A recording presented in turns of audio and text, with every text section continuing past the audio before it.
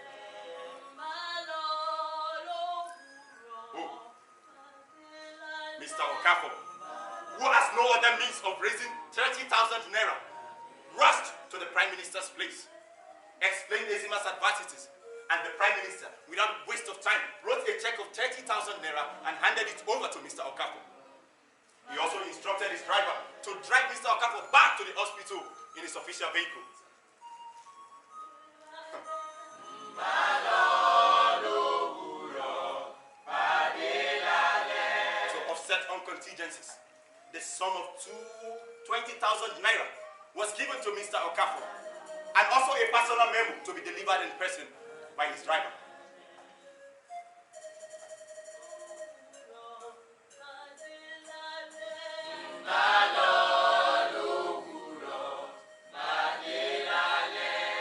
The next day, the medical officer, as soon as he received the Prime Minister's memo, called on every medical officers on duty to move Ezima from the casualty section straight into the emergency section. From the emergency section, Ezima was moved into the theater where a team of medical officers battled to save her life.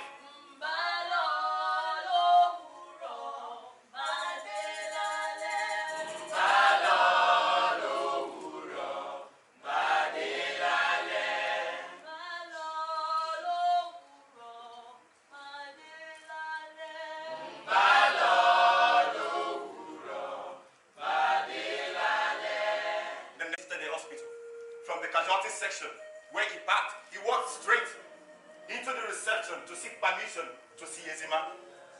The receptionist phoned the medical director immediately. Without any waste of time, the medical director and every other board members hurried to receive the Prime Minister in the most polite manner. The Prime Minister's request, he was taken to the emergency section where Ezima was receiving treatment. One of the doctors on duty explained Ezima's situation to him, and he pleaded with them to please do everything within their power to save the poor girl's life.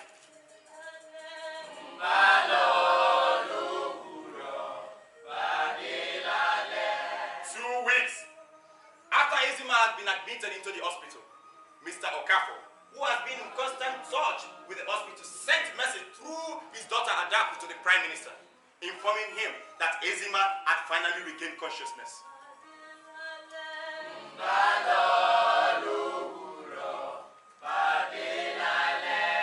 That same day, the Prime Minister visited the hospital with his wife with lots of food and fruit for the recuperating patient.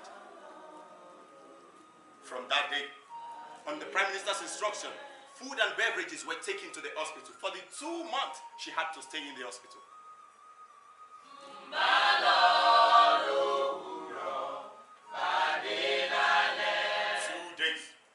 2 days to Ezima's discharge, the Prime Minister wrote a check and sent it to Mr. Okafor to clear Ezima's hospital bills. That same day, Mr. Okafor visited the Prime Minister to explain Ezima's poor living condition. He was shocked and surprised when the Prime Minister offered to take total responsibility of Ezima's welfare.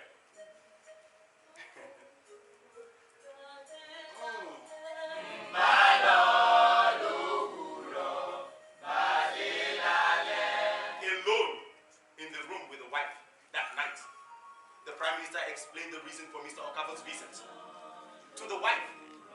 Contrary to his opinion, the wife opposed the idea of harboring Ezima in their house. Darling, I just want to ask, please, are you bringing in that girl into this house for you? You have a problem with that? No problem at all. I am just saying, and I just want you to know that that girl is grown and very beautiful. And what has that got to do with the situation on ground? If that young lady were to be your sister, would you have asked her to go back to that uncompleted building in that condition? No problem. Darling, no problem. That's okay. Let me ask you this. Darling, what is she coming in as? The house help or the second one? Damn! Really? Calm down. It's not that bad. See, darling, I understand and I sympathize with her. But you can't imagine the extent of rumors people would peddle about us if she had to live with us.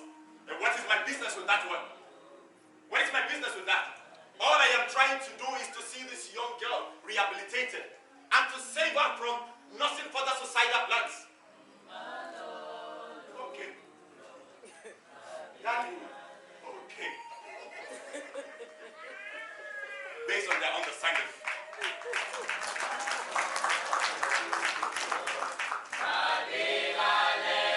Based on their understanding, Ezima was received into the Prime Minister's home that very day she was discharged from the hospital. The Prime Minister's wife treated her to a sumptuous dinner for a miraculous recovery.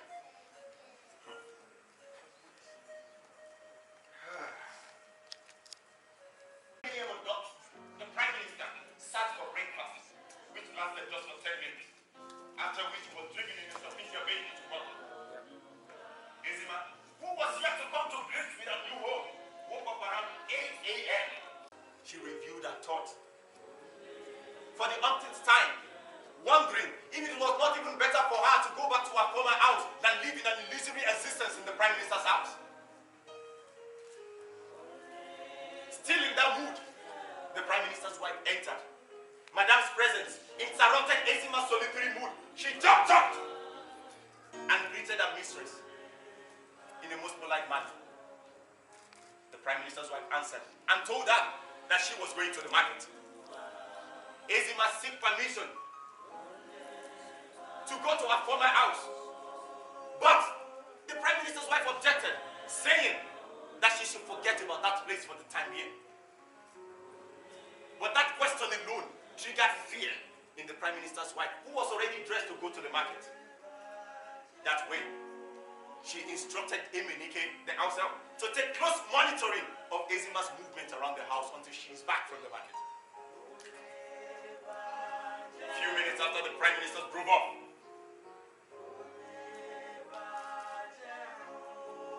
Ezima, looking at Emenike, as Emenike began to sweep the floor, leaning down, sweeping up layers of dust under the sofa, unwilling to accept any further pampering.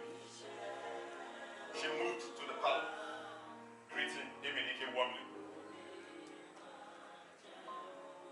Well done. Hey, well done. What can I do for you? Why are you laughing now? Do I look funny to you? No, you just said the exact thing I want to say. Okay, I'm Lateef. There is nothing for you to do. Okay, can we talk then? Do you really want to talk?